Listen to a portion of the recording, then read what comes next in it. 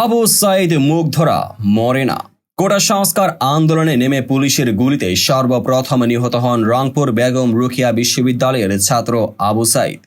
আন্দোলনের এক পর্যায়ে নিরস্ত্র সাইদ মারমুখী পুলিশের সামনে বুক পেতে দাঁড়িয়েছিলেন।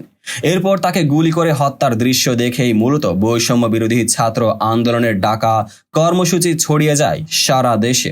এরপর চলমান আন্দোলনে আর একটি ইতিহাস সৃষ্টি করা দৃশ্য ছিল মীর মাহফুজুর রহমান মুগ্ধর পানি বিতরণের ছবি।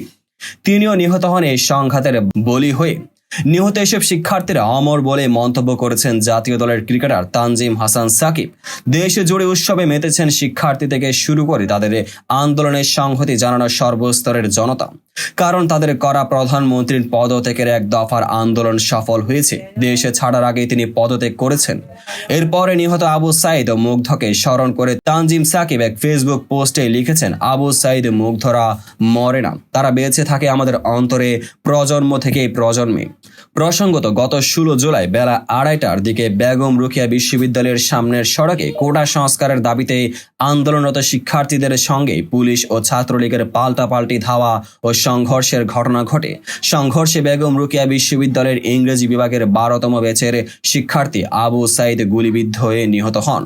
পরে তিনি হয়ে ওঠেন শিক্ষার্থীদের আন্দোলনের অন্যতম প্রধান নায়ক। অন্যদিকে এই আন্দোলনের আলোচিত একটি বাক্য হয়ে ওঠে মুগ্ধর দেওয়া সেই ডাক, পানি লাগবে কারো, পানি পানি।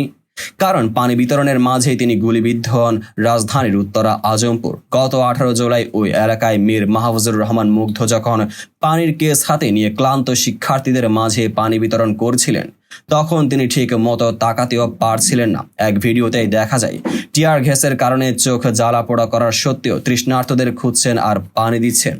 কিন্তু তার সেই পানি বিতরণ বেশিক্ষণ চালিয়ে যেতে পারেনি, কারণ আন্দোলনকারীদের উপর আইন শৃঙ্খলা রক্ষাকারী বাহিনীর গুলি চালালে একটি গুলি মুগ্ধর কপালে লাগে। পরে বন্ধুরা দ্রুত মুগ্ধকে ক্রিসেন্ট হাসপাতালে নিয়ে যান, কিন্তু হাসপাতালে নেওয়ার আগেই মারা যান তিনি। তো বন্ধুরা, ভিডিওর যারা সম্পূর্ণ দেখেছেন সবাইকে অসংখ্য ধন্যবাদ। ভিডিও শেষে কমেন্ট সেকশনে আপনার মতামত জানাতে ভুলবেন না। আর চ্যানেলটিকে সাবস্ক্রাইব এবং পেজটিকে ফলো করে পাশে থাকবেন, যাতে পরবর্তী ভিডিওর সকল নোটিফিকেশন সরাসরি পেয়ে যান।